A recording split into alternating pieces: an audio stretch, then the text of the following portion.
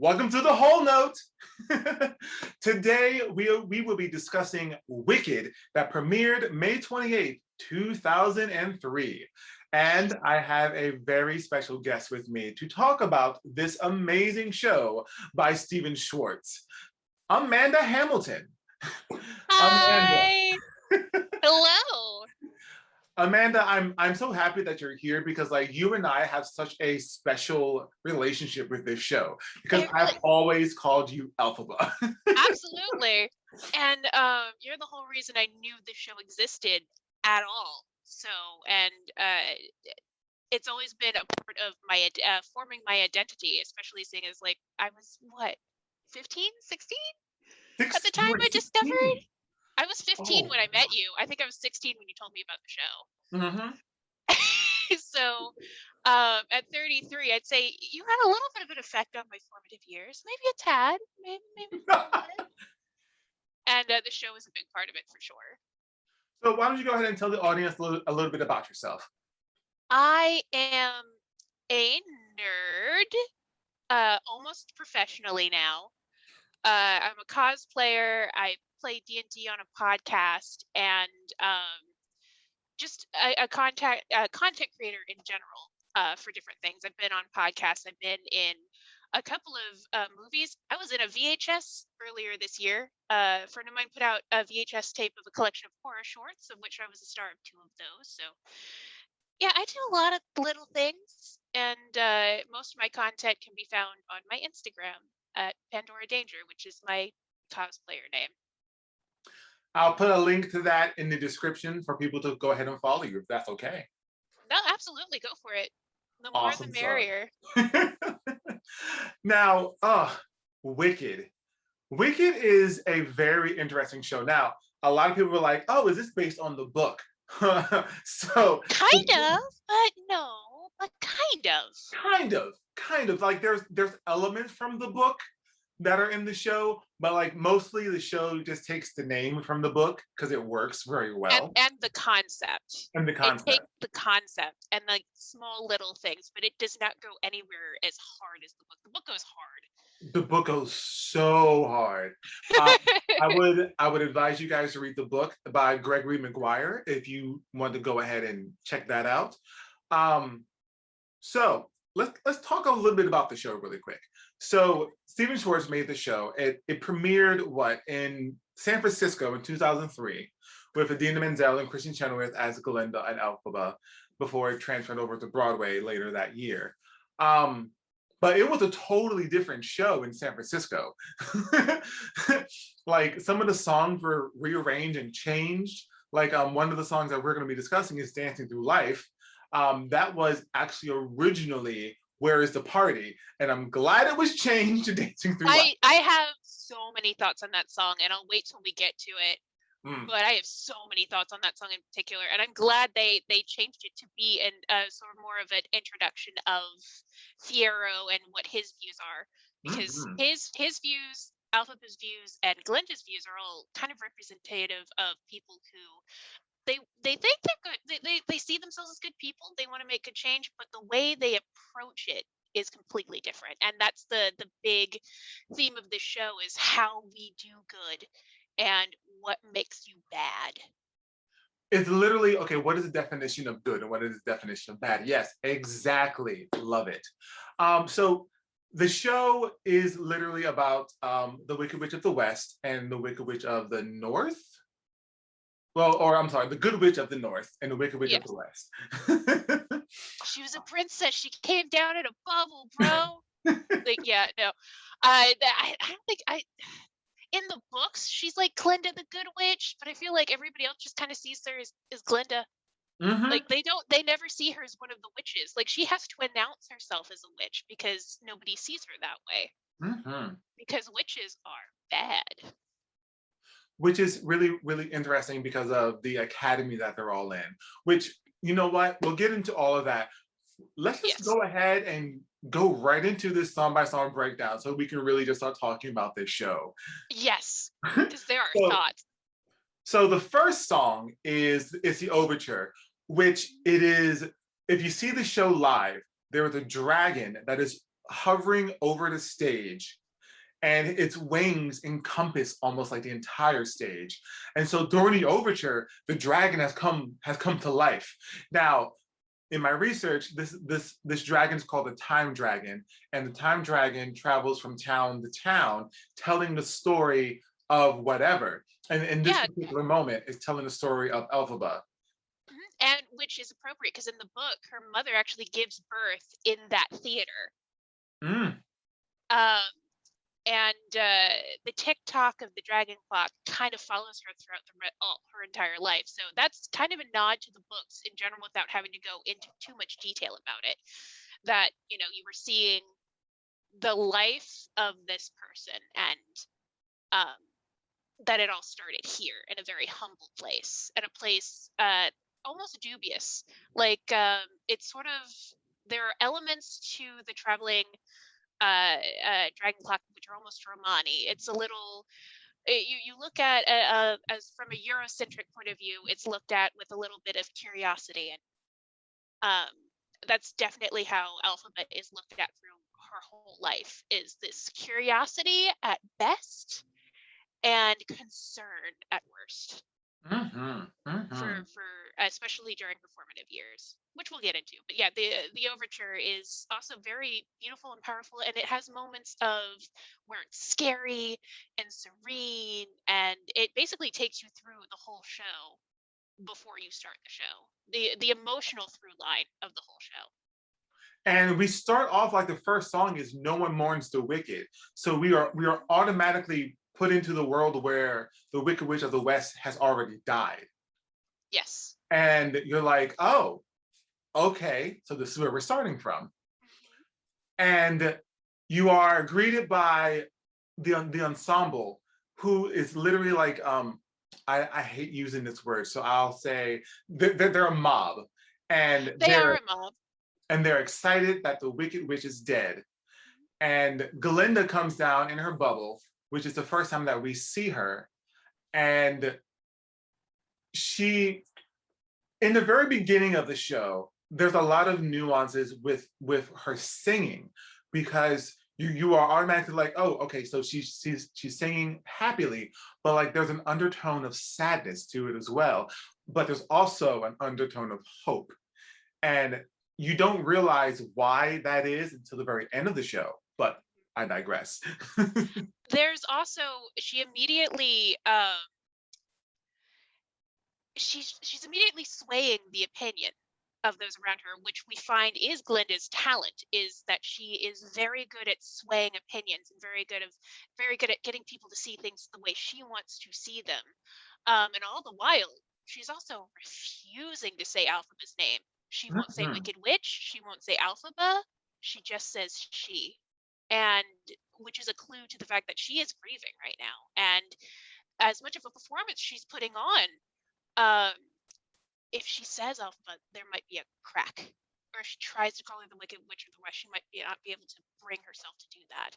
Especially as we find out later in the show that things have happened very recently. So there's a fragility to it, but there's also power. And her power is being able to sway opinion. She even says, let us be glad, let us be grateful, let us rejoice to fly that goodness have subdued the wicked workings of you know who.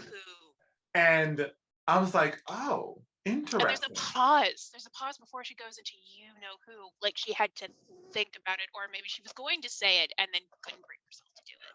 Which is funny because like it's also the I call it the operatic note. The you know who thing. And I was like, oh. And she has almost like a waver in her voice, almost as if she is like having a moment. Yeah. What else? And then of course, during all of that, the music itself is not celebratory. It is foreboding. It doesn't feel like a good thing happened. It feels like she's trying to make something bad that happened look good for now, to keep this mob, which is all around her and listening to her and paying attention to her. And even one of them tries to call her out while she's doing it. that even though she is in this position of power on this pedestal looking over them and they all seem to love her, that they can take that power away anytime they want. Mm-hmm. Which is very telling, especially later on in Act 2. Yes, very much so. Yeah. And then So we get, the birth of Elphaba during that song as well. yes, yes. The mob asks Galinda to go into the story of how she knows Elphaba, the Wicked Witch of the West. And it goes into song number 2, which is Dear O Shiz, which is a tonal change. Like, this is the only song in the show that I'm just like, this is very weird. It's because it is of the old system. It is structured. It is prestigious. It is trying very hard. And it is a very it doesn't fit into the show because it doesn't fit any of the characters. And the only one that seems to be able to make it work for her is the one who knows the system well enough to have her voice heard above all others. Mm-hmm. And that is Glinda. And so with Dear O Shiz, we are introduced to Elphaba, we are introduced to Madame Morgul, and we are introduced to Galinda in her younger years, which honestly, I think, correct me if I'm wrong, the time span between, I'm going to say, Dear O Shiz to No One Mourns the Wicked has to be at least a year, 2 years, maybe? I kind of thought maybe it was about 5. Like, I think she's about 25, 26 when No One Mourns the Wicked starts. And you know what? It could even be longer because it feels like they're in their early 20s, late teens, sort of like college age here. And then later, with all the responsibility on their shoulders, I think they're closer to their 30s. I think there's a much longer time span, which would make sense because if you're on the run, you're not going to be back visiting people every couple of days. It might be a couple of years. So it's hard to say for sure, but if I was playing it, I would be playing her fresh out of high school, especially when she was like, I'm going to make the dean's list, and I've never not gotten my way before. Those are all feelings that I think a lot of privileged people go through when they first start college, not necessarily high school. Now, I'm going to backstep just a little bit because there's a lot more in No One Mourns the Wicked that we need to unpack, especially the parents of Elphaba.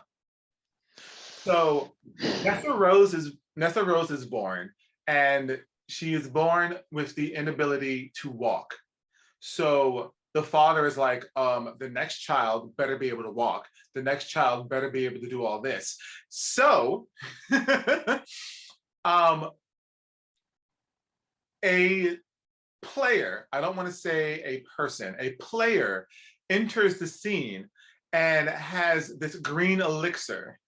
And oh no, Elphaba's born first. Nessa's the little sister. Nessa's the little sister. Thank you. Yes. Sorry. Yeah, the reason why Nessa has a disability and is treated with kid gloves her whole life is because her father was so afraid he might have another baby with a different skin color that he literally made his pregnant wife sick with a snake oil remedy, which was basically poison. I want to say it was milkweed root, if I'm not mistaken. Root. I think it is a thing, and it can cause. I believe it can cause birth defects. So, and in the book, he was a minister. In this, he's the mayor. In the book, he was a minister, and it was a big scandal that this baby came out. And he still had to claim her as his, but I think he knew. He knew who he married. He knew what was going on. And I think that's why he verbally abused her whole life to make him feel better. Because every time he looks at her, he's like, "You're not mine, and there's nothing I can do about it. Because if I divorce my wife or I try anything else, it's going to look bad on me." And we discover later on. Now we're sort of jumping ahead a little bit, but we discover later on that the person that sort of had this illicit affair with the wife was the wizard, by having her drink this green elixir. So when Elphaba is born, like everyone is like, oh my God. The father even calls her obscene. Yes. Like a what? Like a brawny Bernie cabbage. This Yeah, like baby is unnaturally green. and the green is almost like in those old horror movies where someone would scream. It's like the worst thing that could ever happen. She's green. She's healthy. There's And, nothing wrong with her physically. She's just a different color, and that's enough to make her a pariah for the whole of her life. and immediately her father says, take it, not her, Take it, not her. away. It immediately dehumanizes her. And when he was so excited and so in love with his new baby girl, and the second he sees that this is not his. And immediately right after that, you like Galinda says, as you can see, her upbringing was not easy. And she's trying to she's trying to like humanize her. I mean, Elphaba is humanized. It's just everybody only sees the evil in her. And it's not even really evil. It's rebellion. It's difference. It's rebellion. It's difference. It's being outside of the norm immediately, right out the gate. You're not like us. We don't have a place for you. Mm-hmm. So what are we going to do with you? And what are you going to do with us? So Nessa Rose has been sent to, what is it, Schwartz? What is the name? She is University. Yes. There it is. I was like, is it Schwartz? Nessa is the only reason Elphaba even ends up there. Mm-hmm. Because she's there to take care of Nessa. Because Nessa obviously needs to be taken care of. Which is completely untrue. Nessa's completely capable of herself. Very capable of. But because she's been babied by her father her whole life, she doesn't know how to do things. But she's capable of it. Mm-hmm. She's very strong. And she even has, we find out later, a touch of magic, just like Elphaba does. Which means the magic might not have come from being a child of both worlds. It could just be a sister thing. It could just be from the mother. It was kind of written almost witchy and hippie-like and a little out of the box herself. Mm-hmm. So Elphaba's there to take care of Nessa, and Nessa's given the shoes. Nessa's given the silver shoes. Ruby in the old movie, but they're silver here because they were silver in the books. And something happens and it makes Elphaba unknowingly use her powers to stop everyone. And Madame Morble's like, oh my God. She actually has magic. Yeah, which is surprising. It's kind of like if you went to, God forbid we have to bring this place up, but Hogwarts. If you went to like a sorcery school and someone was shocked that you knew real magic, that's a red flag right there. Mm-hmm. Ma'am, aren't you supposed to control the weather or some shit? Why are you so surprised that she made a little gust of wind happen? And the whole thing surprised her so much that she's like, I have to tell the wizard immediately about you. Oh, Miss Elphaba, you are going to be the greatest thing here. And then the first praise she's probably ever had in the entirety of her life. And just the welling of pride that is in her face when this is happening. You can tell, like you said, this is the first time someone ever said something nice to her. Mm-hmm. Like she is now front and center instead of behind Nessa. Mm-hmm. And Nessa's now behind her. Mm-hmm. So much so, she gets kind of secreted away for most of the show. Yes, you almost basically in the show. She's rolled into Miss Marble's private quarters, who's only there because her father probably put a lot of money into the school, which got Nessa in to begin with. And she was like, "Oh, don't worry, I'm going to take special care of Nessa. That's going to be my job because your father's important, which makes her important." And then she sees Elphaba and she's like, "Oh, someone else I can use to get Mm-hmm. myself." Marble's very into getting higher social status. That's what her goal is. She wants a higher social status. And she's going to use these girls to do it, which is why she kind of doesn't pay too much mind to Glinda, because Glinda, even though she is a socialite, is from a family that's not. I don't think the family is as well connected, because she really dismisses her. Yes, your family's rich, but this is the daughter of a mayor. Very much so. Very much so. And it's even funnier because at this point, like everybody has rooms, has a roommate. And since Nessa is going to be with Madame Morgul, Madame Morgul's like, Galinda, this is going to be your roommate. And they're like, wait, what? Yeah. But Well, no, because she jumps ahead. Oh, well, hang on. We'll finish on this song before we move on to the next.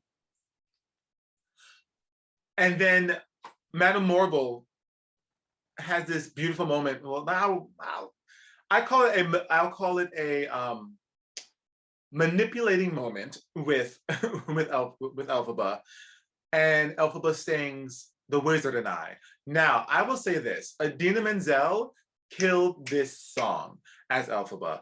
Loved it so much. Um, it's it's a very I want song. It is very, and it's a powerful song. But like what she doesn't realize is like she's almost prophesizing about her future, but she sees it as what's the actual lyrics? One day there will be a celebration throughout Oz that all to do with me. And she thinks it's like this big hopeful thing, but we all know, like, oh no, honey, it's not gonna be a hopeful thing. So Amanda, what are your thoughts on this song? Um, well, what I have written down is because I made like snappy notes while I was listening to it. I said, "Poor Elfie just wants to prove herself enough to fit in and be loved. She wants love more than anything, and she's optimistic and a bit naive, um, considering all the strife that she's gone through. Just that one little touch of somebody might believe in me, and holy crap, that somebody might be the wizard of all people. What do I do with this? This Mm-hmm. is an opportunity. I've never had one of those before." And one of the cool things is the first few notes of Unlimited is the same first few notes in Over the Rainbow. So this is her over Unlimited. I looked it up. They used just enough to avoid copyright claim. Mm. And they hid it in harmonies. But Over the Rainbow is hidden in that little bit of the song. So this is her at her most hopeful, at her most naive, at her most believing in the system. And all of that is about to come crashing down on her head. But for a moment, somebody believed in her. And that was enough. She even says, like, if I get this, I don't need anything else till I die. And that's all. And then after this song, we are introduced to what Galinda feels about Elphaba. Now, I would say this. Galinda, played beautifully by Kristen Chenoweth, is very, very ditzy, but she is headstrong. Do not let that blonde fool you. She is smart, she is clever, she is cunning, and I don't want to say she's conniving, but she knows how to work the system, like you said before. And And what? it's, yeah, it's, oh, the thought left. But yeah, she is, I think she does what a lot of women who have a little bit of that southern upbringing do, which is downplays how smart she is in order to nudge people into getting what she wants. So that's where the ditziness comes from, you know. And I think during this song specifically, I zoned in on more the relationship, the instant attraction between Elphaba and Glinda.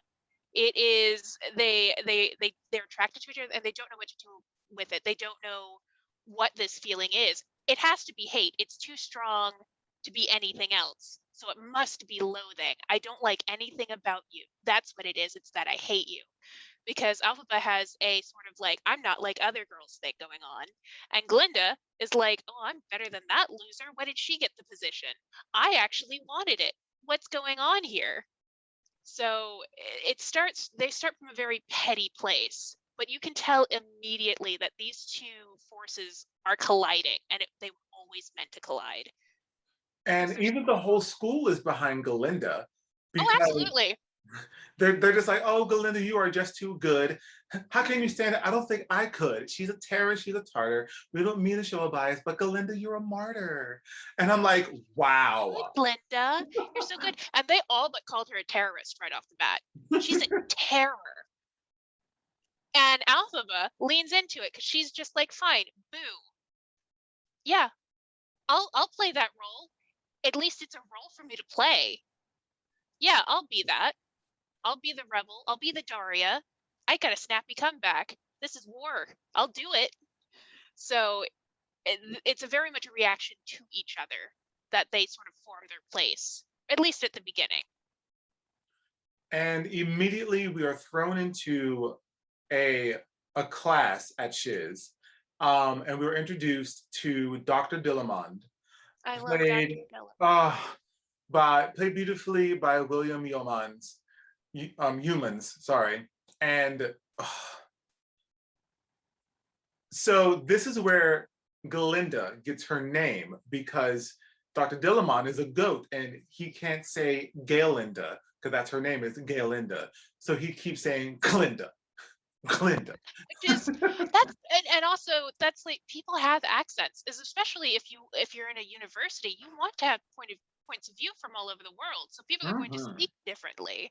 They're going to say things differently. They're going to try their best to pronounce your name. But the way Glinda is just, excuse me, we cannot move on with this lesson until you say my name correctly. We can't, no, I have no interest in this. You have disrespected me, and that's the most important thing here. Even though he's just trying to get through a lesson. Right. And, you know, we've both had teaching experience. That can be a little difficult when you're just like, sweetheart, for the love of God, sit down. Because this is not going to end well for either of us. Now, what's so special about Dr. Dillamond is he is the only animal teacher at Shiz. And he is instantly met with like discrimination and hate because of it. Because of it. And the thing is, Shiz used to be full of animal professors. He even says this. And there'd be more animal students. Like animals used to be more of a part of society. And he's very, what was the Robin Williams movie where they all stood on the chairs at the end? What was that? Dead Poet Society. He's very Dead Poet Society, trying to just leave small nuggets of knowledge with these students so that maybe when things happen, they'll think about it and they'll remember that he existed, he was a person, and he was here. Go ahead. No, you're good. I'm done. Now, one of the, I don't want to say plots, but one of the subplots of this show is the fact that they're trying to get animals to not talk anymore. And it's very,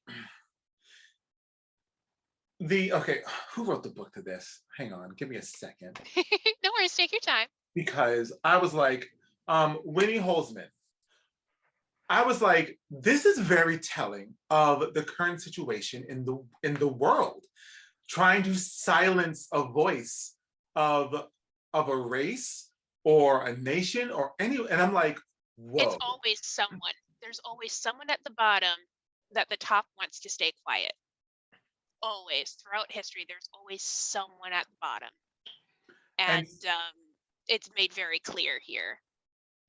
And so they're trying to silence all of the animals, including Dr. Dillamond.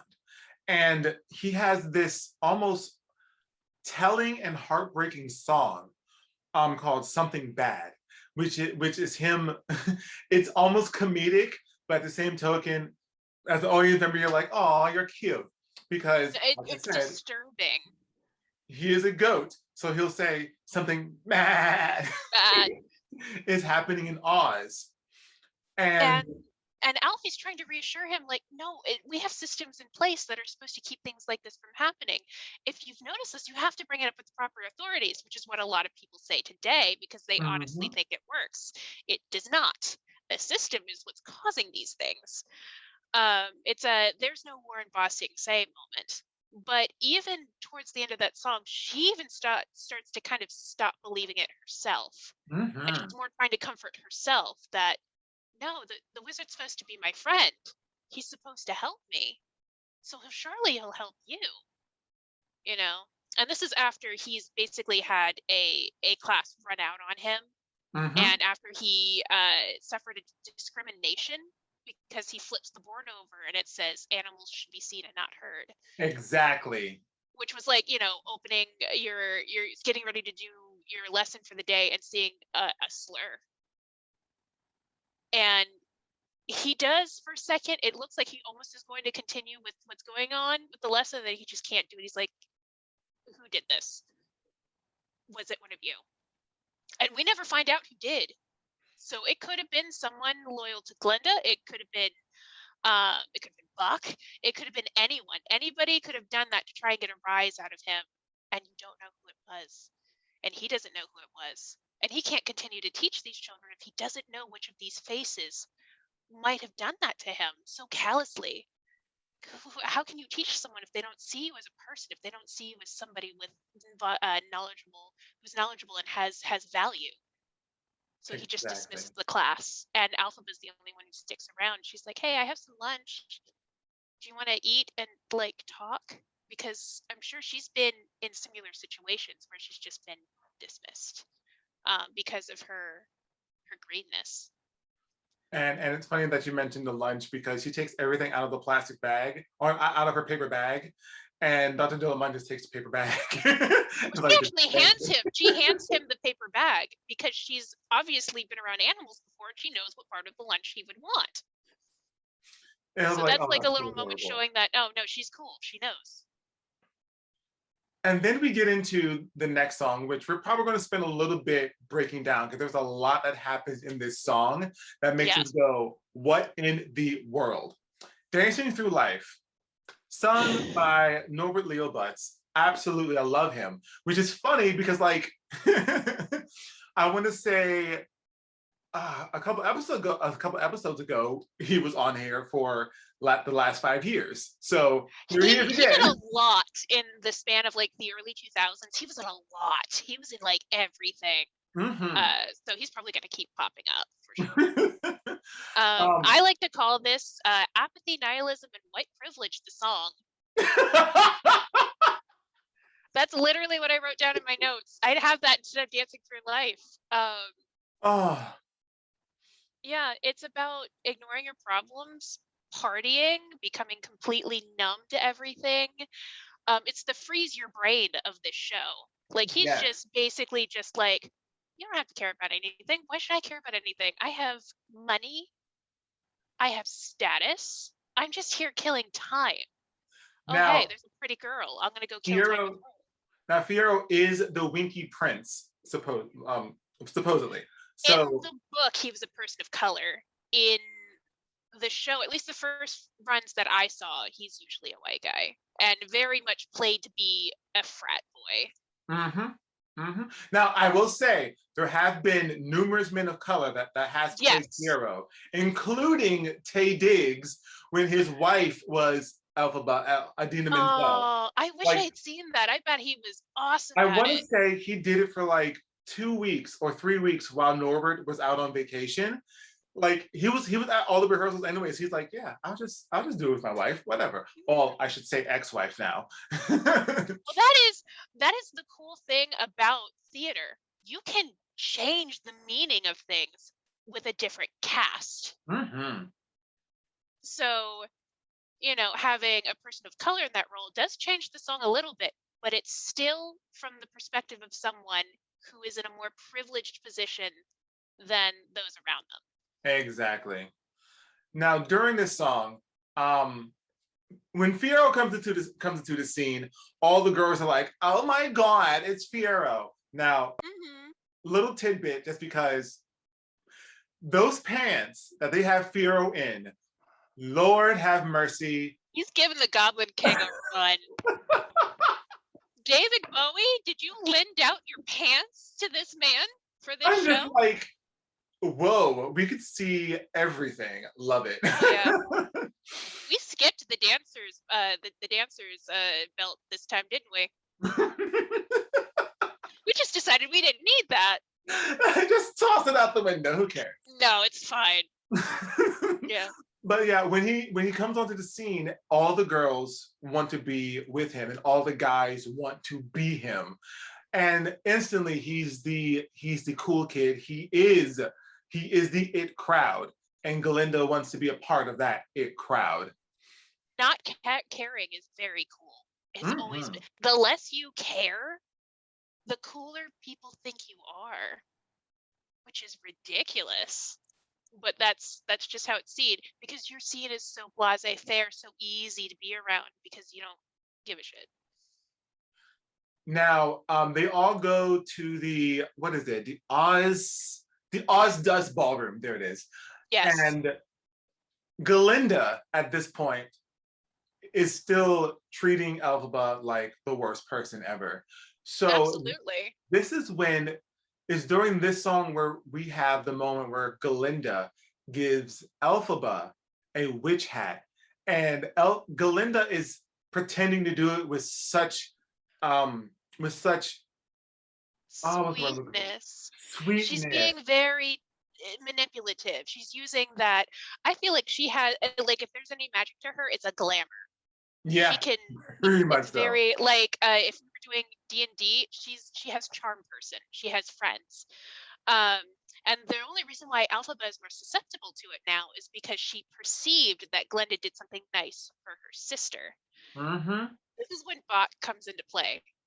Oh, right. Yes. We have to talk about this. We have to talk about him. I hate this guy, and I'll tell you why. He's entitled from the beginning. He's like, that's Glinda. That's my wifey right there. I'm going to go over there.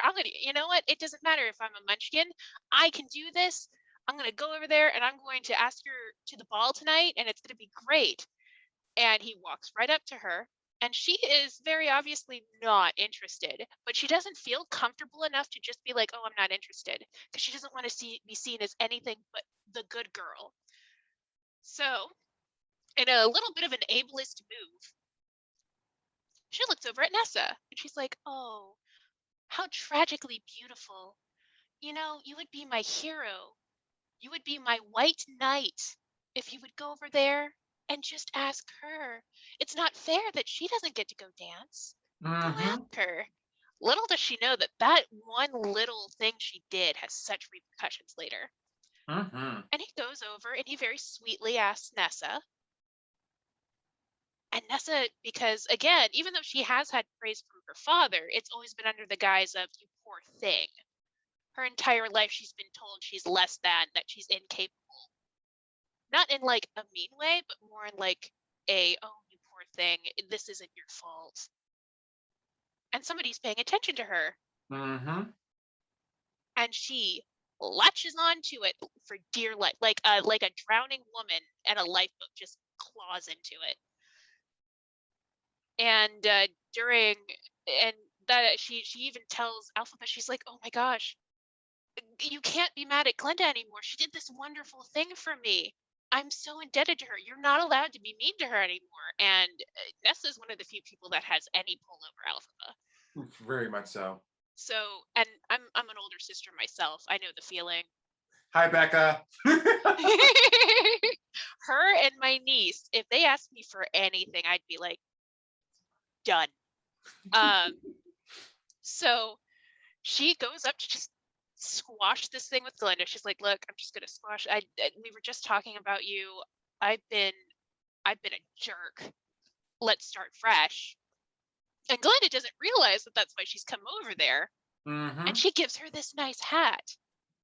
And Elphaba's so touched by the gift that she not only wears it to the ball, but right before she shows up, Miss Marvel invites Glinda into this sorcery class that Glinda really wanted to get into because Elphaba insisted on it. Like, she was going to leave the class if she wasn't included. Mm-hmm. And these two people who were like two opposing trains getting ready to crash into each other finally crash into each other. And it happens on the dance floor. Like, if you would like to go into that, like they walk in, everybody looks at Elphaba, everybody's like, Oh look my at that God, ugly what's ass he hat. wearing? What is she wearing? What is going on? And full Daria, she's just like, I don't care. I'm going to sit and I'm going to Elaine Bennis right here in the middle of the floor, and you are all going to watch me. You're going to watch me do it. And the dance she does is so random and crazy. It's like, Uh-huh. And then Glinda, who can manipulate anything into her favor, finally steps up and does one of the few truly good things. Even though she does it because she got something out of it, she goes up to her and she dances with her, and it turns this sort of like jerky movement is adapted into something very serene and unusual, but beautiful and graceful. And that's the moment they become friends, for sure. mm-hmm. That is the moment that literally has defined who they are and their friendship immediately. Because it's towards the end of this song where we once again get a Bach moment, and Bach almost tells Nessa why he asked her to the dance tonight. And the reason why he does it is because she calls him out on it, and he can't be wrong in front of a girl. I can't be wrong in front of a girl. No, that's not why I'm here. I'm here because I was here honorably. I think you're beautiful. And that's why I'm here. Because Nessa says you're only with me because I'm in this chair. And she's even accepting of it at that point. She's like, it's fine. I get it. I had this one night. It's fine. And then he's like, no, it's not at all, not at all. It's because you are so beautiful. And she's like, oh, Bach, I think you're wonderful. I'm settling. And then all of a sudden he's like, you know what? Let's dance. So it's almost as if Bach was like, I'm going to play the long game. I'm going to do this as long as possible to please Galinda, so that way she will see me as worthy later on. I tell you what, the only difference between him here and him down the line is he doesn't have to pretend to be human anymore. I hate that man. Yeah. Oh my God, I had so many notes on this, but yeah, I mean that's, and the last lines alludes to just life going on, whether or not you're paying attention to it. Things are happening. They were all just kind of going through the motions during this song, but so many important things that have repercussions they won't see for years happened while they were out on a stupid night out going dancing. This is the trauma song. It is. This song triggers my depression. It is just so many good things happen during it, but so many bad things happen. And ain't that life? Okay, so after all that happens, it's been a long night, and these girls they fall back to their dorm room together, and they're still kind of on that high. They're kind of buzzing. And what I have written down here for popular, which I think is the most well-known number of the whole thing, I think outside of For Good and Defying Gravity, is definitely popular. I have some hot takes on this one. Ooh, please go ahead. I'm here for it. As someone who was not always considered the atypical pretty person, I feel like she's ignoring a lot of Elphaba's consent in making her acceptable. And it triggers the hell out of her. She's constantly saying, like, please don't. Please don't. and she keeps going. And I think this is a scene where Glinda is kind of almost asserting her dominance. Like, yes, I've accepted you, but don't forget who's the Regina George in this situation. It's Truth. still me. I'm still more powerful than you. But I don't think Glinda knows that's what she's doing. I think she honestly thinks that she's doing a good thing. And why shouldn't she be happy about this? Even at the end, she's so confused. Why did she run away? I just made her beautiful. I made her acceptable. And in order to do that, unfortunately, Elphaba has to compromise a lot of who she is. And that's not something Alfie's ever been good at, is that compromise. So that is I still love it. It's a fun song. It's a fun song to play. But seeing it from Elphaba's point of view, as much as she's glad she has a new friend, you can tell that there is a little feeling in the pit of her stomach, or even though it makes her happy to see herself as one of the normals, part of her, that part in the back of her head, the one that's been beaten into her whole life, is, this isn't you. You're not pretty. You don't belong. You better get out of here. And she does. She bails. She runs. But from Glinda's perspective, she's like, oh, this is fun. We're having fun. You're my new friend, and I want to take care of you, and I want to make sure you're accepted. Because if you're not, that might mean I might lose some popularity. So we're going to have to fix that. And even at the end, even after Alfie's run off, because this is a new relationship, she doesn't understand quite what she's done yet. She's like, but don't forget, you'll never be as popular as me. Mm-hmm. So there is some classic toxic female relationship things happening there. But that's what a lot of girls that age do, because of how the system kind of puts this competitiveness on us. And I know that's a bit of a hot take.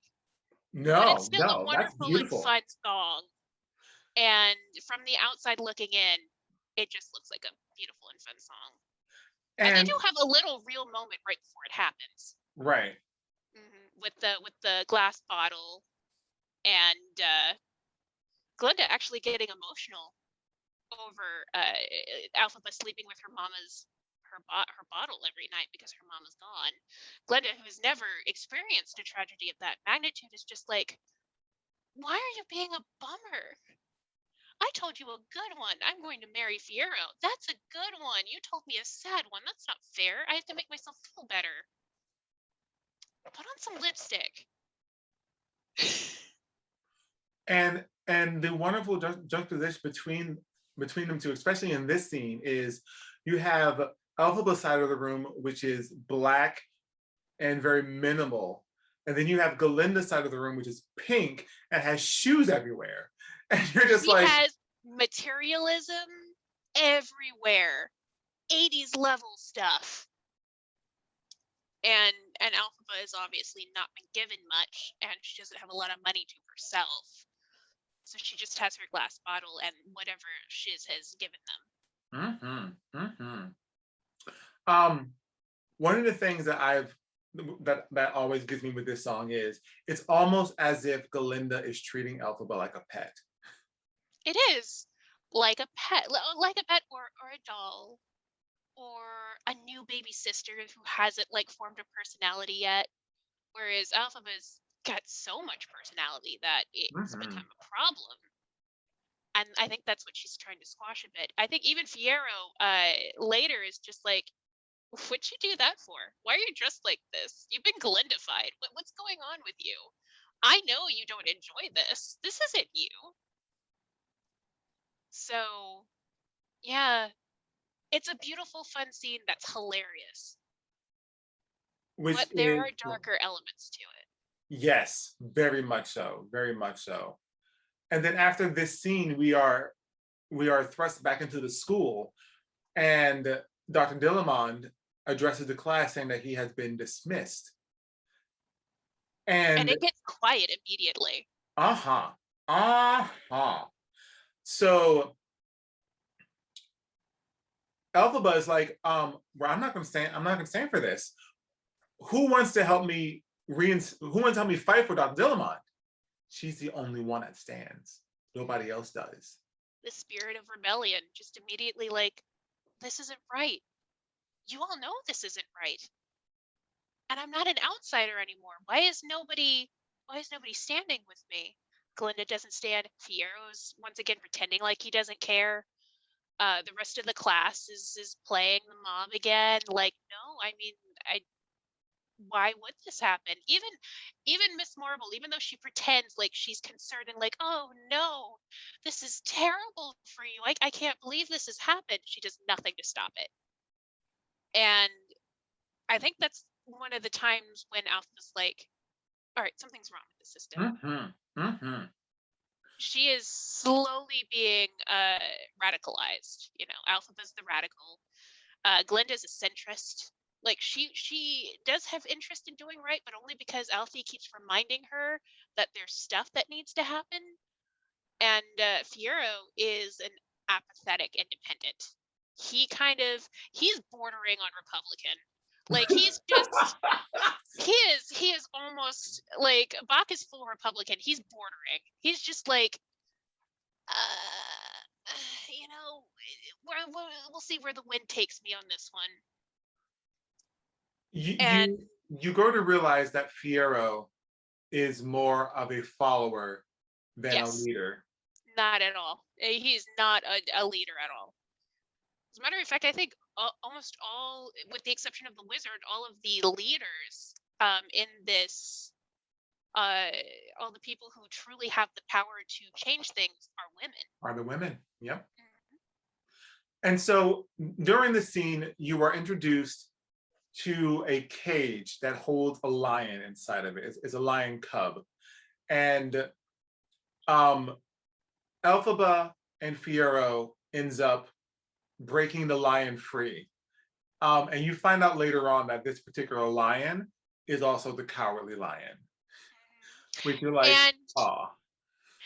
And it's and this moment is pointed at later, just because we might forget it later, when Bach happens to be with this cowardly lion for a reason that will be happening later. He's like, look, this guy, I saw it. This guy wouldn't be such a coward if she just let him fight his own battles. Mm-hmm. And they did just kind of release him without a plan.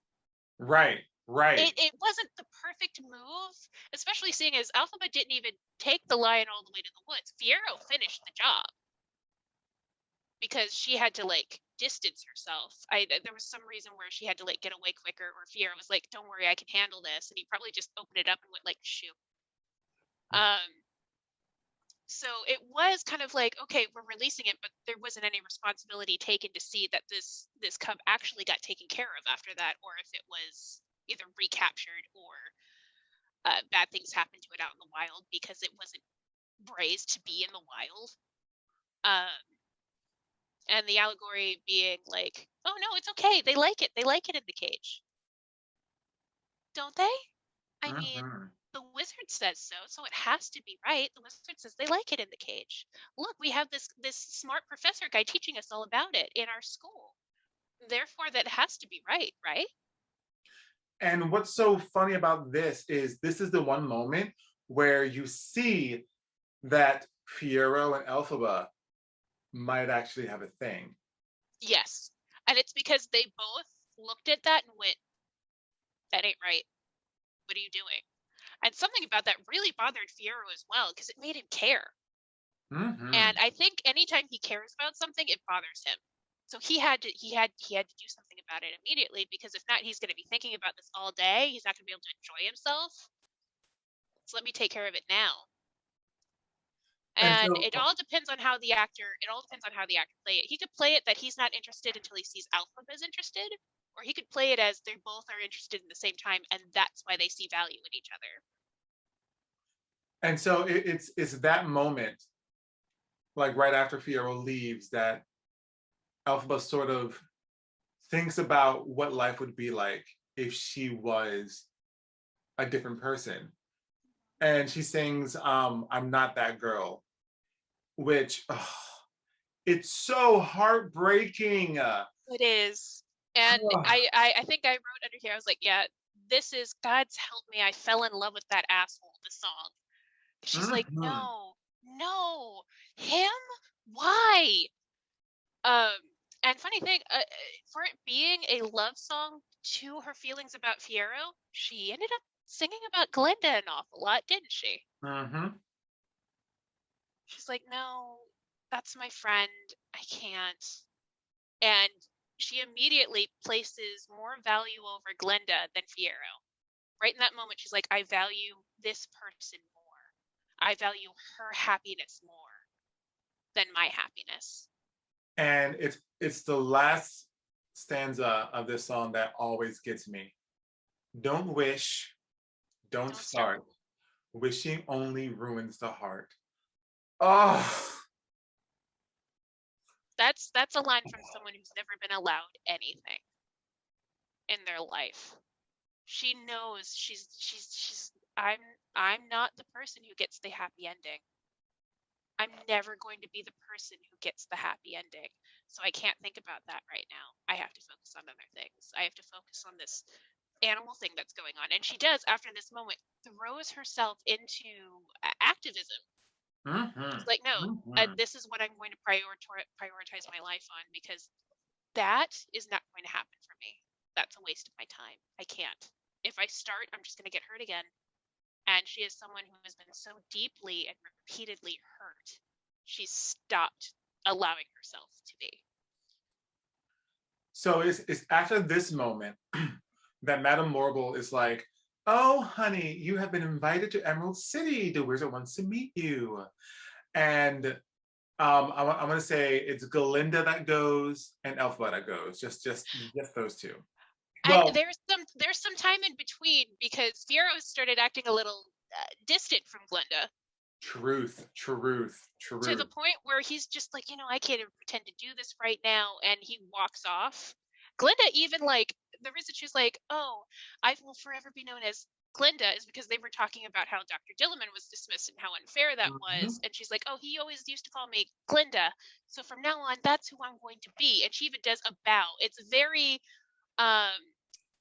what's the word for it, showing you're an activist but without actually doing anything about it. Mhm. Performative activism. She's like, no, I shall do this, it means something, I promise. And she's just doing this so that Fiyero will just look at her like he used to, because he doesn't. Mhm. Fiyero, unfortunately, has woken up a smidge, and it's enough to disrupt his usual apathy, and it's affecting his relationships with people. Now, this song, One Short Day, is literally just a montage song. It It is. You can almost cut this song from the show and the show still makes sense. And it's like the first time Glinda and Elphaba are together. They're not chaperoned. They don't even have like the weight of the community of shiz around them. Right. This is their first date. They are out on a date together. It's full of propaganda, but they're happy. They're like, look, we could be happy here. We could belong here. Everything's green. Everything's happy. Everything, and Glenda's going on about the shops and stuff, but she's also looking at Elphaba like, my God, you look like you belong here. Mm-hmm. Mm-hmm. She is actually really happy for Elphaba in like a real way. And she's like, and if I happen to tag along for this, well, that doesn't hurt anything. And they have an almost Wizard of Oz moment when Dorothy and her crew meets the wizard. They see like this giant head and they're like, oh God, he is frightening.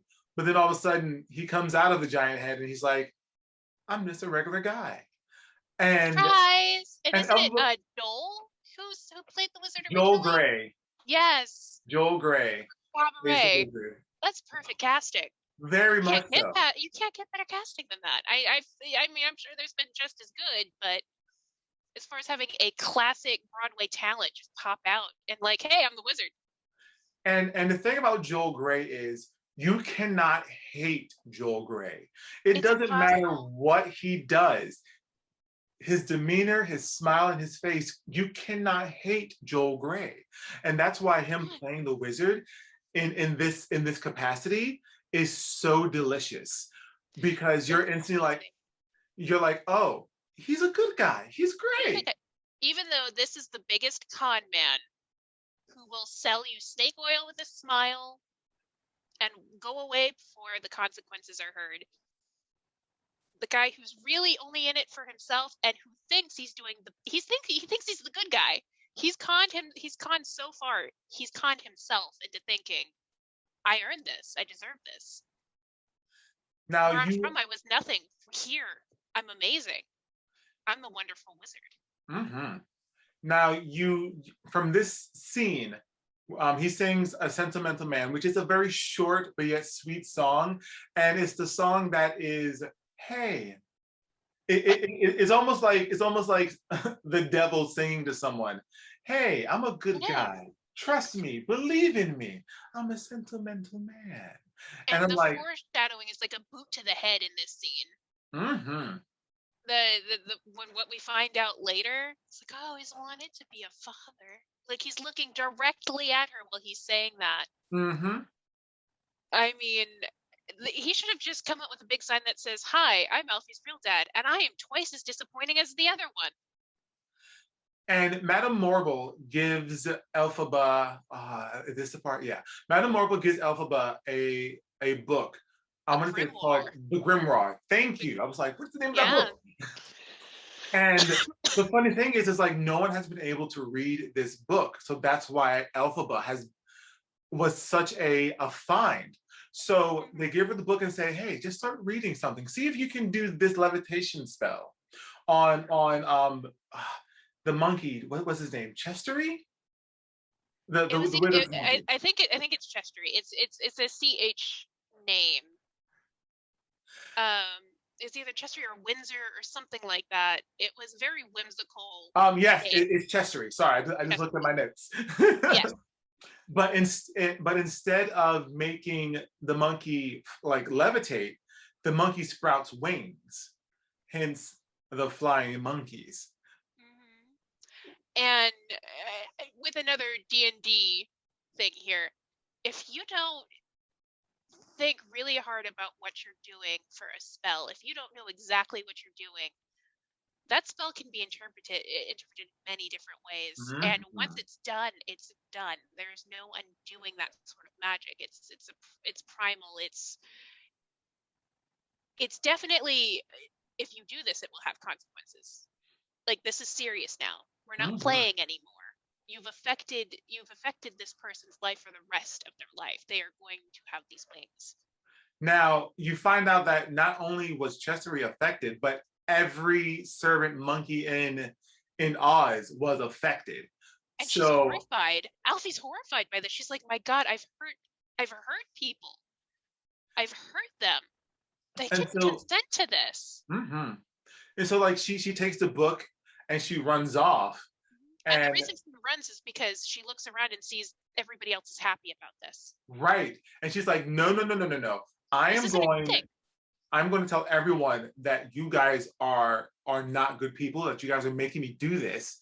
And the script was instantly flipped on her. And Madame Morgul's like, look what she's done to the monkeys. It's all her fault. She's a wicked witch. Terrible, terrible woman.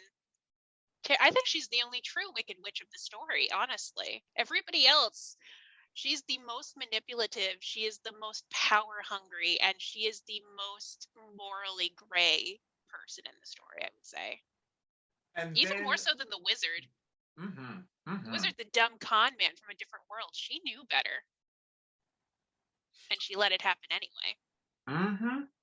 And then we are pretty much into the crux of the story at this point. Elphaba is on the run, and she goes to the top of Shiz University, and she's like, she barricades herself into this room. Galinda comes in and she's like, honey, you need to do something. You know, it's just tell them you're sorry. Everything's fine. Glinda's in fix-it mode. You know how when you have a problem, you either want somebody to fix it or to listen? Elphaba just wants her to listen. Glinda's in fix-it mode. And the reason is, once again, because this is a radical and a centrist trying to solve a problem. And throughout the song, you realize that they just can't. They can't meet in the middle. If they did meet in the middle, they would be unlimited. Mm-hmm. If they were able to compromise and really, they could get things done. They could go back. Elphaba could go back with Glinda, and Glinda could be more firm and be like, "No, I'm backing her up on what she said, but we need to fix this. We can do it without maybe disrupting things too much, but we can at least start to fix this." And Alfie's like, "No, it's all or nothing. I'm not playing this anymore. I don't want their love. I don't want their admiration, and I don't need it." And so, And go ahead. no, go ahead. Go for it. And so Elphaba wants to escape. And so she casts the levitation spell again on a broom. And Galinda's like, oh my God, don't do it. You're gonna get the broom wings. But nothing happens. And Galinda's like, did it work? And then the broom starts levitating. So Elphaba grabs it and she's like, come on, come with me. Because if you come with me, we can be unlimited. And Galinda is scared. She's like, I will lose my money, my prestige, my friends, everything. I can't do that. I know, and she's not disagreeing with Elphaba, but she's like, no, Elphaba, you're right. But I'm not as strong as you. I can't do that. And just a simple line, I hope you're happy now that you're choosing this. And that's the other thing. They're both making a choice here. And they both see the other one is making a choice that unfortunately is bringing them away from each other. And this after they'd finally reached a place in their relationship where they saw each other as equals, and they're being torn apart because those two together are too powerful. The universe just. I mean, even the lyrics say, I hope you don't live to regret it. And the ending of Defying Gravity, I would say, has to be probably the best ending of an act one that I've ever seen. Because at this point, the division is already there. The Winky Guards burst in. Oh, not the Winky Guards. Who are they? The Winky Guards are the one. This is just Ozian Palace Guard. Winky Guards are the ones who actually end up. They're the Palace Guards. They later, I think, become the Winky Guards because Fiyero is the Winky Prince, and and they go to protect Alphaba's castle. But a lot of the things aren't seen in the show itself. So they burst into the room, and they at first they go after Galinda, and Elphaba's like, no, it's not her you want, it's me. And then she's like, it's me, and she flies into the air, and everyone's like, oh my God, this woman truly is evil. Because she has power. Because she's freely showing them that she has power. And she is immediately deflecting away from Glinda so Glinda can keep everything she has because she loves her so much. She's like, it's okay, I understand. I don't approve, but I understand. And it's a moment of freedom for her. She's literally defying gravity. It is that I am defying everything that has been built towards me to this point. And she's the happiest she is in the whole show, I think. She's even happier, right? Because everything else, there's like a shadow, but this is where she's the happiest. She's the most herself. And the last like lyrics of the song is, we got to bring her down. And Elphaba is having her defiant moment with the notes. I'm not a soprano or a mezzo, so go ahead. It kind of is a more rock and roll version of how Glinda was able to sing above Shiz earlier in the show. Dear old Shiz, where she did her little operatic thing. This is more punk rock. It's a little bit more, it's angrier. It's not as beautiful or graceful, but it is just as powerful, maybe even more so, because it is so separate from everything else. It's not even sharing the same notes. Now we're going to go into Act 2. Act 2 is clearly some years later. Oh, It's not absolutely. it's not defined how many years later, but it is some years later. Galinda is now called Galinda the Good, and Elphaba is officially the Wicked Witch of the West. And Fiyero at this point is the captain of the guards, and he's also engaged to Galinda. I'm just like, Unbeknownst to him, this was news to him. He's like, "Oh, are we? Is that the spin you're putting on this week?" And he's very toxic towards her, which and I do get it, but my dude, she's missing her friend too. and like this okay, so act two starts with No One Mourns the Wicked reprise and Thank Goodness. And the mob once again goes into I hear her soul is so unclean that pure water can melt her. And then, they're like, oh my God, really? Please, someone go and melt her. I'm like, y'all just said y'all want to kill somebody. Yeah, laissez-faire. And the thing is that is misinformation. Like, we know she can, and it's hidden amongst a bunch of misinformation and maybe one truth. The one truth being that the reason why she's been able to find food and shelter is because the animal's been helping her because she's the one she's helping. Mm-hmm. However, admitting that truth does help their cause because it furthers the whole the animals are bad too. They're helping her. Mm-hmm. They're our enemy. Mm-hmm. Therefore, we should watch out for them as well. So a bunch of mistruths and one truth that can be verified because I'm pretty sure someone along the way helped her. That works for them. And it's not coming from Glinda, that's coming from the mob that's been fed stuff from the wizard and Madame Marvel. Whereas Glinda's just like, we don't have to think about that. We don't have to think. She's almost gone into the same nihilism that Fiyero used to escape into. It's fine. We're going to have a party. I'm engaged. This is my happily ever after, right? Right? This is where I get my happily ever after. But the funny thing is, at the very end of the song, she's having a moment of, oh God, is this truly what happiness is? Is this truly what I want? Is this truly how things are going to be? Because she's like, oh, what, how does it go? Because happy is what happens when all your dreams come true. Isn't it? it's like that moment of doubt, that moment of, and it goes from being kind of silently, almost quietly sung, to being like her declaring it loudly, belting it as best, almost like she's trying to convince herself. Mm-hmm. Yes, there it is. There it is. Nail on the coffin. Now we get into the part of the show that this is where we both hate Bach at. Yeah, fuck that guy. So Elphaba pays a visit to Nessa Rose, who is still in her wheelchair and is still being followed around by Bach. So Elphaba enchants her silver slippers to turn them ruby, so that way she can walk. And Bach comes in. Oh no, Bach knocks on the door, and Elphaba's like, and Nessa Rose like, hide. So she hides in a closet, and Bach comes in, and the grimoire is still sitting on the bed, which is very, very important right here. Yes.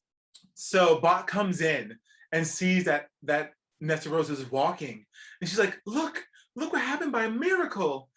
And Bach's like, oh good, you don't need me anymore. Well, here's the other part of it. Nessa was so desperate to cling on to Bach that she actually passed laws in Munchkinland as the new mayor that would restrict their rights enough to where she could keep him like a pet. Mm-hmm. So Nessa's not completely blameless here. Hence why now this is a cut song, but it's the Wicked Witch of the East, which is by Nessa. Nessa sings it. And so when Nessa gets her heart broken, she's like, I'm gonna make you love me. She opens the book of the grimoire, and she starts flipping through pages, and she starts trying to do this love spell. And as it's happening, it's having the opposite effect. Instead of growing his heart, it is shrinking his heart. And Elphaba's like, no, you don't know what you're doing. You don't know what you're doing. And so Elphaba flips through and turns Bach into the Tin Man. To save his life. Because that was the only way she could do it. Because you can't reverse the spell. You can't make the heart grow now. What's done is done. That's the consequence. But what I can do is make it so that he doesn't need it. And that's what she says at the end. And she's disgusted with herself. And this is the last thing she does for Nessa, because she's disgusted with Nessa too. She's just like, this is the worst thing I've ever been a part of, and I need to leave. You need to actually deal with the consequences of your actions this time, Nessa. And Nessa doesn't. Nessa's like, no, the witch did it. It wasn't me. It was Elphaba. Bach believed, because Bach doesn't remember anything that happened. He doesn't remember the shoes thing. He doesn't remember anything. He just kind of looks at her, he's like, why are you walking? Wait, what's happened to me? And she's like, the witch did it, as Bach is running away, because Bach, and of course Bach can't think it's his fault. It's a lot of things that people don't want to take responsibility for. They like to pin on the witch, which happens in a lot of stories. There's a lot of stuff like that, and Into the Woods as well. You are the source of all of the problems.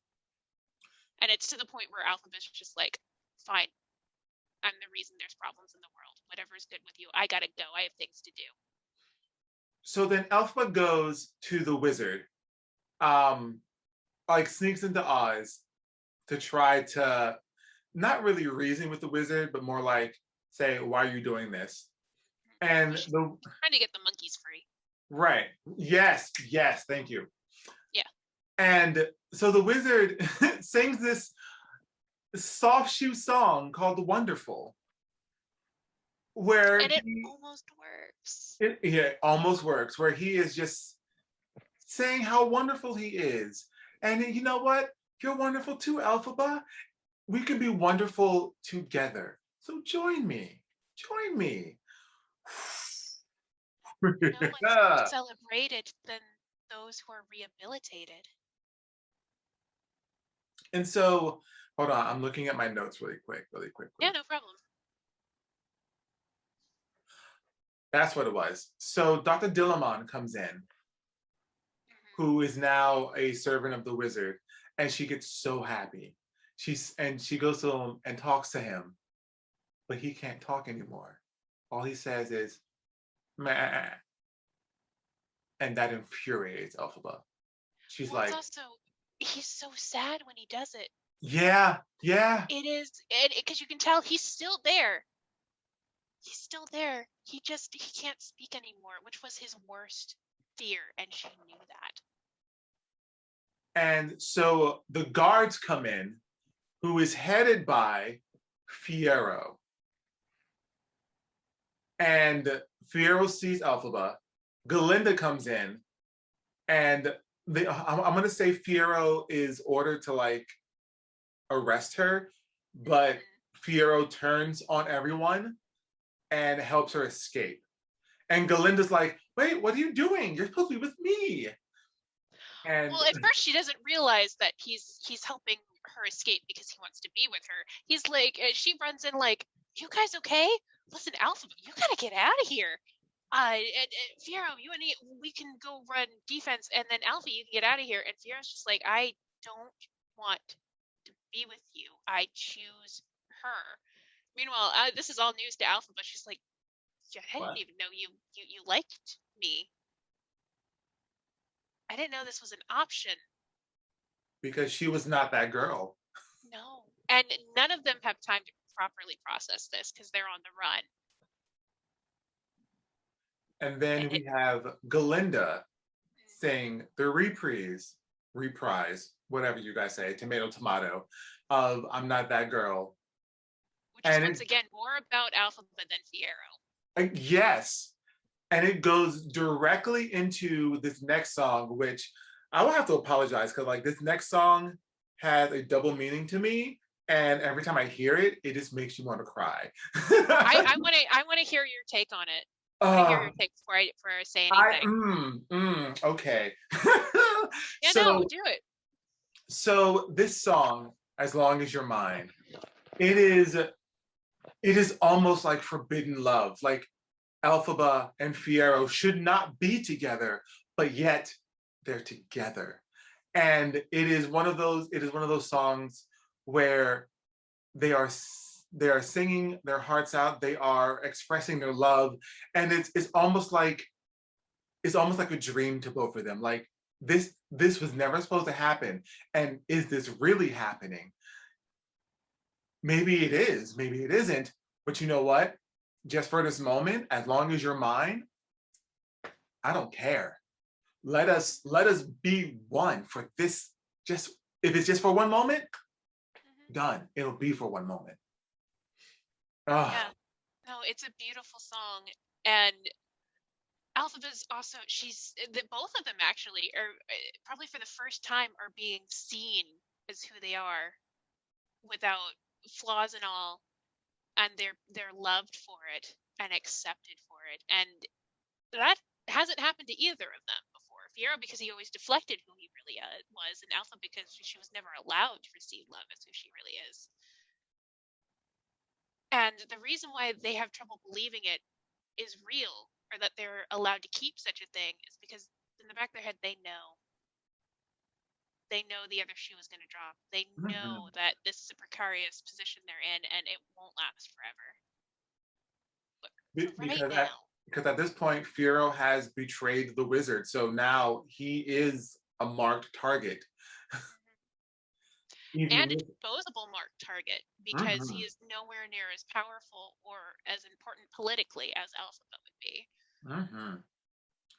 He's actually kind of playing the role of the love interest in this, which is usually reserved for a female role, where he's used a lot for plot. Yeah, but he is more than a sexy lamp though, because he does have some motivation into him. But in this moment is really where he becomes himself.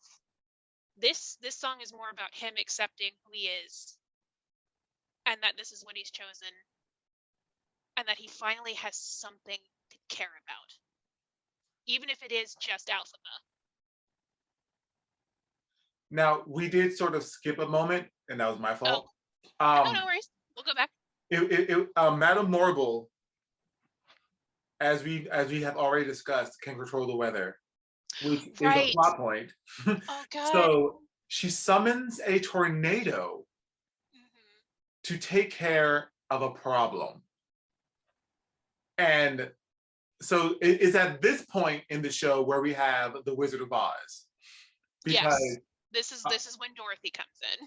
Of course, a house drops onto Nessa, and because they knew that was the only way they could get to Elphaba, and worse, Glinda's the one who gave them the idea. Not to kill Nessa, just that the only way to get to Elphaba is through Nessa. And she did it in a moment of weakness, where she was angry and she was hurt, and she wanted to hurt her back, and the only way she could was to let slip this one piece of information. And Glinda immediately regrets it. You can see in her face, she's like, I shouldn't have said that. I shouldn't have said that. These are not good people. But she's too scared to do anything about it. Right after As Long As You're Mine, Elphaba feels something is wrong. She's like, something's wrong with Nessa. Something's going to happen to Nessa. I got to get to Nessa. That's a sister thing. That's real. That's real. And so she leaves Fiyero to go to Nessa. And we are instantly seen with a very, very familiar scene with a house on top of some stockings and Galinda right there. And Elphaba shows up as well. Now, I will say this. So they have this little moment of kung fu wandery. And it is a needed moment of brevity. It is laugh worthy because we're in an awkward situation. Right. So Galinda, I think even Alfie's like, what are you even going to do with that thing? you don't have magic. This is all built. I know you don't have magic. What are you trying to fool here? What crowd are you playing to? And so Galinda's like, and then she just starts twirling her wand like a like a bow staff. Like, what? Let's do this. You're not the only tough girl. I can twirl. And even then, they just almost like children. She throws down her broom. She throws down the staff, and they just claw at each other like siblings, like two people just having a spat. Like they're not even trying to hurt each other for real. Elphaba even lets Glinda get one in because again, Elphaba has issues with self-worth, so she's like, no, I deserve this. You get one. Do you feel better? Cool. Now I'm gonna whoop you. So then we are confronted with the guards again, but this time Fiyero hops in to protect Elphaba instead of protecting Galinda, and Fiyero allows time for Elphaba to run away, but Fiyero is captured and taken away, and that leads into this next song, "No Good Deed." Whew, Lord. Remember when I said I was reserving an F-bomb? Mm-hmm. Okay. I pretty much call this song. Let me scroll down to it. Elphaba experiences burnout. She has given her last fuck. That is it. That is all she has. I am like, and we've all been there. Like, her sister's dead. All she wanted was those damn shoes back because they were special for multiple reasons. They were a gift from her father. It allowed her to walk. Also, there's magic that I don't know what it does, and maybe we shouldn't put it on the teenager with no experience. You know, I need those shoes back. And now Fiero's in trouble, and I don't even have the first clue how to help him. And every time I've tried to do something with this book, I know bad things have happened. So what bad thing am I doing to him right now? That's why she stops mid-spell. She literally, like, mid-spell, she's like, I don't know what I'm doing. I don't know what I'm doing. I'm not even going to finish casting this. Which it's funny because like the spell that she's casting is very telling, because it's let his flesh not be torn, let his blood leave no stain. If they beat him, let him feel no pain. And I'm like, watching and hearing, I was like, what is she turning him into? And then you find out later on, which we'll get to that, what she actually turned him into. And it makes you go, oh no. So yeah, this is the ultimate, I'm done. No good deed will I do again. Every time she tried to do something good, something bad has happened because of it. And she's just like, okay, I'm bad. I own it. I am a bad person. I don't know how to do good things, so I'm not going to do good things anymore. It's also this is where she stopped trying to please anybody else but herself. I'm going to act in my own self-worth from now on, and for the rest of the show, that's what she does. She's not trying to save anyone anymore. She's still kind to animals. She still helps in little ways, but she's not doing big, grand things anymore. Which is fun that you mentioned that she's kind to animals, because like right after this is where we see it's the scene where Elphaba, or the Wicked Witch of the West, has captured Dorothy and Toto, but you see a flying monkey comes in, and you just see like Elphaba just caresses the flying monkey ever so gently, like she still cares for these creatures. Not only that, she is also trying to instill things into them so that they can protect themselves when she's gone. Which is, you also see her doing some things that trigger warning for suicide.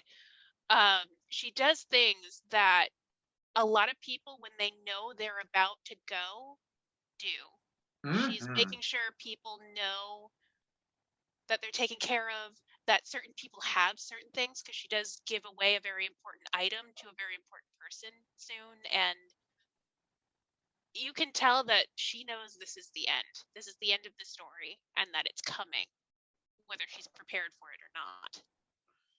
And so then we have the March of the Witch Hunters, which is led by Bach. And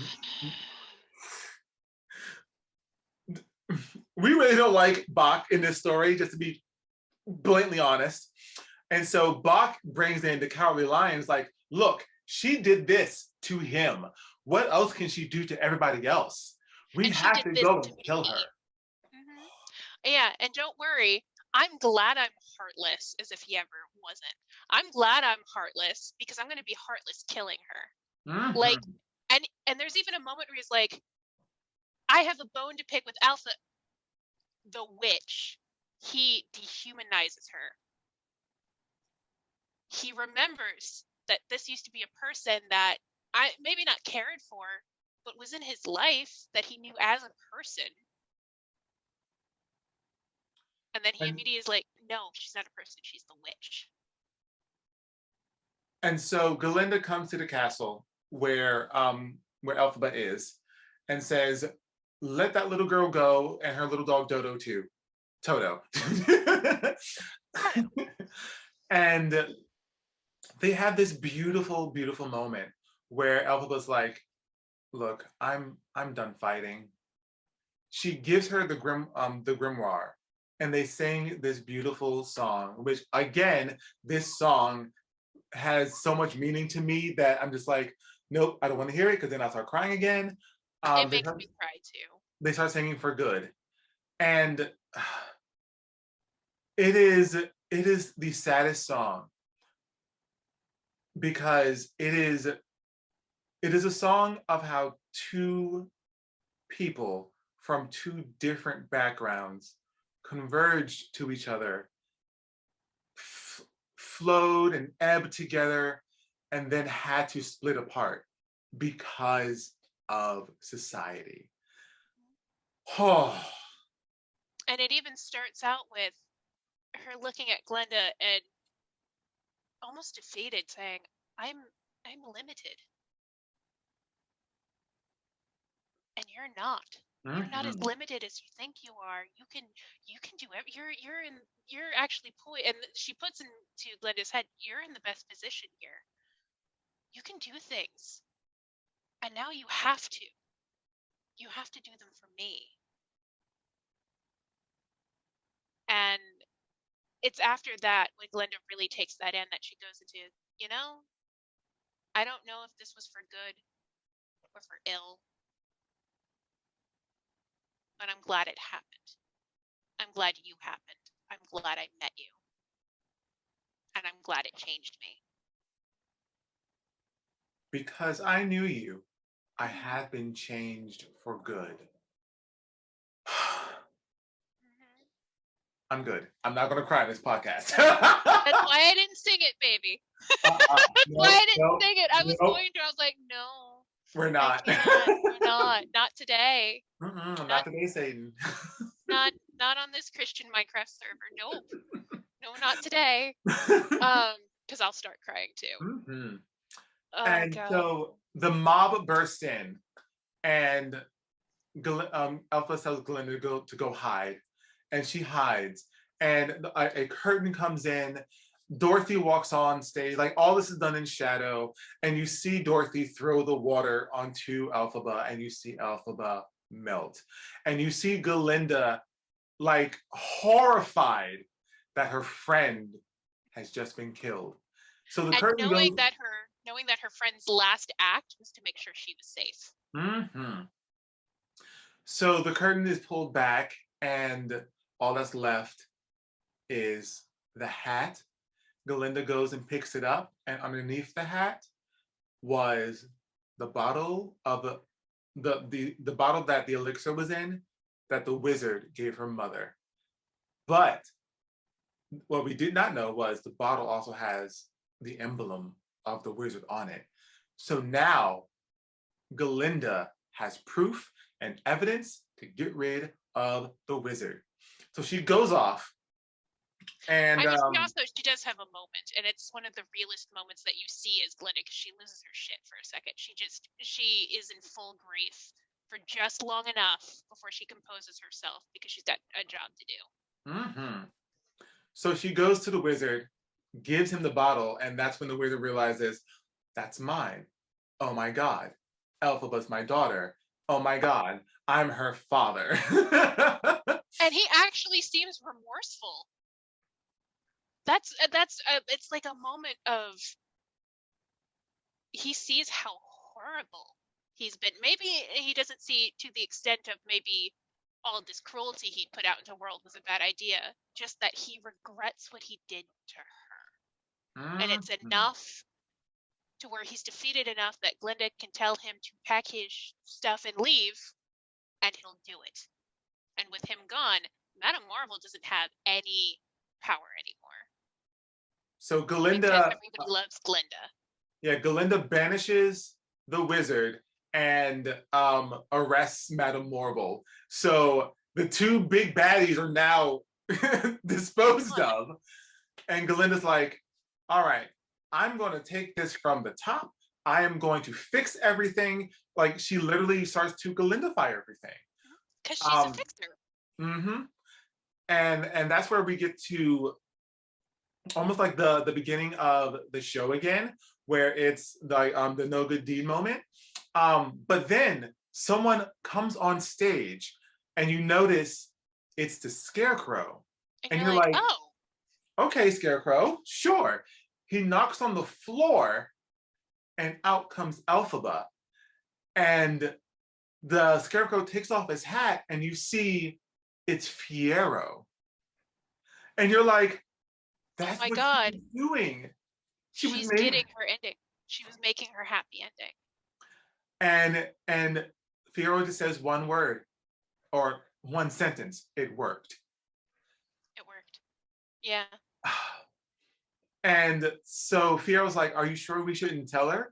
And Galinda, and by mentioning Galinda, meaning Galinda, and it was like, no, I don't want her to know that I'm still alive. I want her to have this power. I want her to go ahead and do her thing. The other way around. Even though this was Elphaba's plan, she's the one who's like, maybe I should tell her. And Fiyero reminds her, because she's emotionally, Fiyero reminds her, you can't. And it's because they both know Glinda so well that she won't be as dedicated to doing what she is now if she thinks Alfie's alive. Mm-hmm. Especially after Elphaba was like, you cannot clear my name. Whatever you do, promise me you won't clear my name. You need me as a foundation to build on so that you can actually do things and get things done and create a better world. And then we are in the finale, which is For Good. And they sing this beautiful, beautiful moment of For Good again. Now, I want to say the best version of this For Good was Idina Menzel's last show. Oh my God. No one was getting through that with a dry eye. No. Oh my God. I still have the recording of that. It was so, like, tears everywhere. Tears. Doesn't matter. Tears. And so Elphaba and Fiyero goes off and have their happy ending. And her name was never cleared, but guess what? Now people are starting to know the truth about the people that they thought were good. Mm-hmm. And that's wicked. Yeah. Basically. Yeah. No. Oh. And that moment at the end, it reinforces what the show is really about, and it's about the relationship between Glinda and Elphaba. Because even though she's running away with Fiyero, in the last part of the song, she's looking up and she's thinking about Galinda and how much she's going to miss her, even though she's getting her happy ending. It's not truly happy because there's always going to be a part that's missing. All right, Amanda. Yes. What are the top 3 songs from this show? Oh, good Lord. I forgot I had to do that. I mean, For Good, absolutely one of them has to be. Yes. And then No Good Deed for me, that's my karaoke one. That's the one I like to perform. That's because I love the anger. I love playing the anger. And even though I said it triggers my depression, I love Dancing for Life. because there's so much going on. It's so layered, and there's so many important things that will affect the whole story that it's just almost hidden in this song, which is so soothing, and everything's going to be okay. You don't have to work so hard. Dancing Through Life is like the plot point song. Like everything is set up in Dancing Through Life that affects the rest of the show. This is where we're building the dominoes, and for the rest of the show, you're going to wonder when these MFers fall over. That's what we're going to do. My top 3 songs, number 3 is I'm Not That Girl, because as a gay Black man, I have been not that girl too many times. For personal reasons, number 2, for personal reasons, number 2 and number 1. Number 2 is going to be For Good, and for personal reasons, number 1 is going to be As Long As You're Mine. I'm about to cry again because of that song. Okay. Please don't, babe. It's okay if you do. All right. I'm right there with you. I think we're thinking of the same person right now. What are your random thoughts on this show? I've sprinkled them throughout the whole thing. It's a very politically charged show, and as far as like it growing with me as a person, when I was younger, when I was 15, 16, I didn't see all the layers. So it's a show you can appreciate at a young age, even though you don't understand it all yet. You might think you do, but you don't. It's a show that grows with you. And the more you understand it, the more special everything becomes. And go ahead. Oh, no, go ahead. Go ahead. One of the random thoughts that I had was, after listening to it again, I was like, Elphaba and Galinda's relationship, if taken in a different way, could have a potential LGBTQA plus moment. Oh, they are 100% bi for each other. I've been insinuating that the whole thing. I'm like, that's a date. They're on a date. And I think because of the society they're in, because you don't see any other gay people or even slightly coded queer people in this show. And that might be by design, because that society, especially a corn-fed hick from the deep south, well, they're not going to be too into that sort of thing. So even though in the Wizard of Oz books there is a young person who doesn't always start out as a girl, who turns into the leader at one point, Ozma starts the story out as a different gender. And even though these things are built into the world, once the wizard comes in and he brings with him that colonization, that puritanical religious beliefs into it, things are stifled. So they might not have realized just how much they loved each other until they had to leave each other. And that's why For Good reads so much like a romance. And that's why I'm Not That Girl is more about the other person who Fiyero is apparently taking away. And it might, even though they both love Fiyero, and I'm for polyamory in this relationship, like they should all just run off together. Even though they do love Fiyero, the attachment is, if Fiyero gets her, then she's going to move away from me, or I'm going to have to distance myself because I can't take him away from her. And that's the part of the song that hurts them the most. Another random thought I had of the show was how very, very close in terms of plot line that Wicked is to Frozen. 100%. You ever hear Kimba the White Lion? Disney does that. I am a former Mouse employee, and yes, Disney because they own. That's why they own everything now. They got to cover their copyright. Absolutely. They are going out and they're collecting. So yeah, I would not be surprised, especially seeing as they got Idina, that they took elements from Wicked for it. I think they also took elements from Wicked for Maleficent, and for them turning a lot of their villains into, let's see what their side of the story is. I think they definitely hold some inspiration and homage to the show.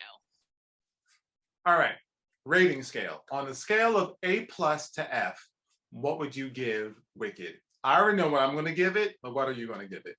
Well, I mean, it's an A+ in my heart, but overall, it's not a perfect show, so I can't bring it to A+. It would have to be a godly show for me to give an A+. But I think it's definitely a high B, low A for me for sure. It's almost there. It is almost there. For me, this will be the first show that I have actually given an A to. Because like there's enough drama in it to keep you in it. And there's also enough comedy in it to mellow it out. And I love how it bookends each other. Like from the opening to the ending is a bookend. And it just neatly wraps up everything. And I'm like, okay, I'm okay with this. It's like the last 5 years where you said you can almost start the show all over again with a deeper meaning. And any show that is that layered is top tier. Sure. All right. So Amanda, what are your final thoughts on Wicked? I love this show. It's so good. Go watch it. There's the original Broadway cast is free on YouTube. Just go and listen to it. There are plenty of ways to find it, to see it on the internet. Do something. Go watch it and really listen with empathy and with kindness to all the characters except Bach. You don't need him. And that's my final thoughts on the show. Well, Amanda, thank you so much for joining me on this podcast for Wicked.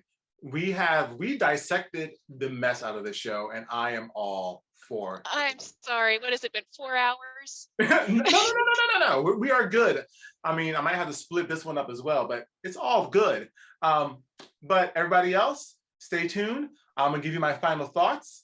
Amanda, it has been a pleasure. Bye.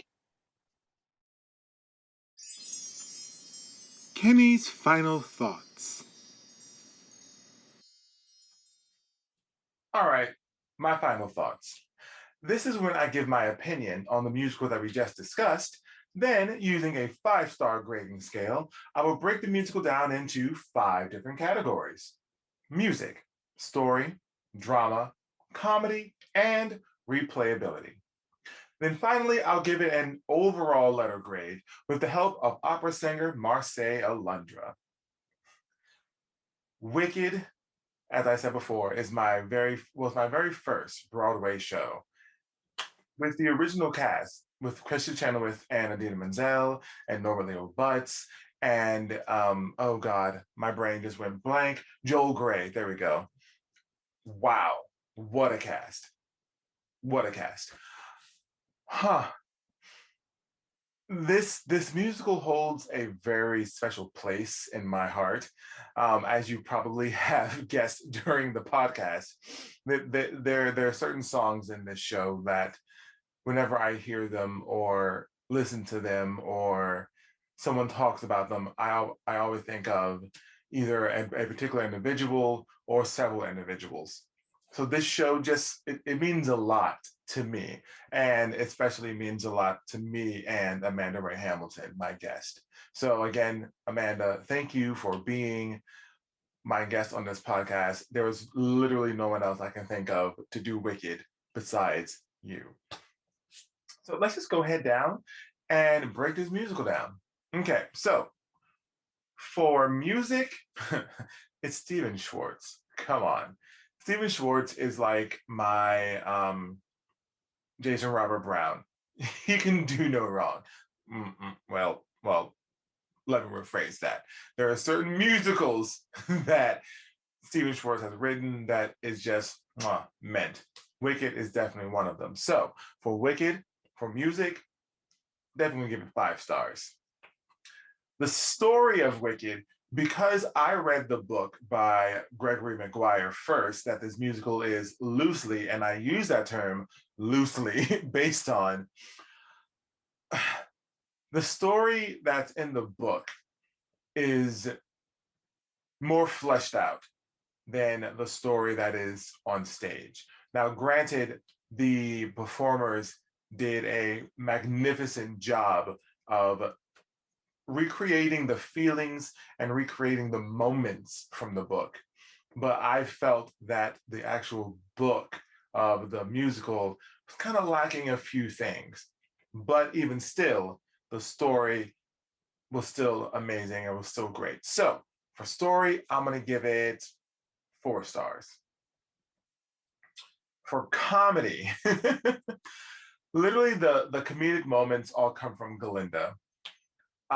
She is the unintentional comic relief and the unintentional protagonist of the show. She starts off as being the antagonist to Elphaba, and she was pretty much Elphaba's bully. But then she learned to go, oh, well, I kind of do like you. And like from popular on, it's just hilarious for her. Yes, she does have her dramatic moments, but a lot of her moments that she comes on stage is hilarious. There's a moment where she comes on and says, "You let that little girl too. You let that little girl go," and her dog Dodo. And I was like, "Oh God, that's funny. That's meant." So for comedy, I'm going to give it 4 stars. Why not? For drama, there is a lot of drama in this show. Act 1 sets up Act 2 so beautifully. And just to see the manipulation, the decline of Elphaba amongst society, and just because she's green. Now, there is a lot of social commentary in this show, and I think it shows prevalently. So for drama, I'm going to give this show 4 stars. For replayability, now, as I was editing this podcast, I said to myself, let me just re-listen to Wicked. And I forgot how much I enjoyed just listening to the cast recording. The cast recording, yes, it does not give you the full story. Like you do miss a few key moments, especially Wicked Witch of the East. Why that song was not included in the cast recording blows my mind. But it surprised me how much I wanted to just hit repeat and just listen to it all over again. So for replayability, I'm going to have to give this one 5 stars. So I would say overall, I'll have to give Wicked an A. It is a very, very good show, and it is definitely worth a listen to. If you've never listened to this musical, please, it's on Spotify. Go to Spotify, listen to it. There are several recordings of this, actually. There's the 5-year anniversary, and then there's the original Broadway cast. Listen to either one. Just go listen to it, please. So, Marseille, give me that A.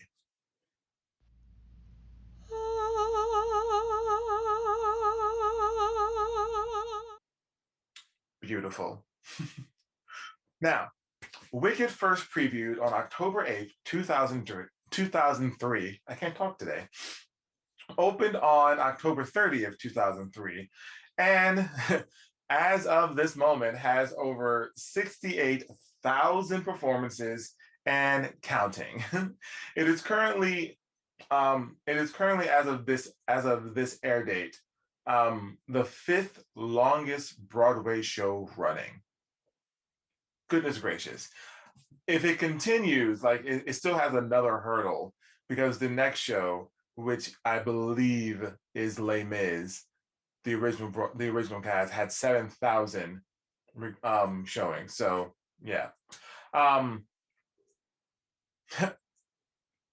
Unfortunately, you can't get the rights to Wicked yet, so I can't put that link in the description because it's still running on Broadway. It actually just came back last week on Broadway. And if you go to YouTube and just look up Wicked Return, literally the audience was on their feet from the first note of the overture. It was just great to have live theater back after this ridiculous pandemic. On that note, please go get vaccinated. People who are doing theater, like myself, would like to consider, would like to continue doing theater. So next week, I like to start our spooky month with a musical that is about a villain who wasn't really the villain of his own story. That's right. Next week, we'll be talking about Starkey Productions' Twisted, and my special guest for that one will be Tim Joyce. So, until next time, and as always, stay beautiful, you amazing creature. Take care. Thank you for tuning into The Whole Note. The Whole Note is recorded at Roxy Regional Theater in Clarksville, Tennessee. Intro and outro, The Bumble by Joshua Pyron, and was inspired by The Flight of the Bumblebee. Grading scale notes sung by Marseille Alundra. This podcast is edited and produced by me, Kenneth L. Waters Jr. Tune in next week and discover a new musical. Don't forget to subscribe. Until next time, stay amazing, you beautiful creature.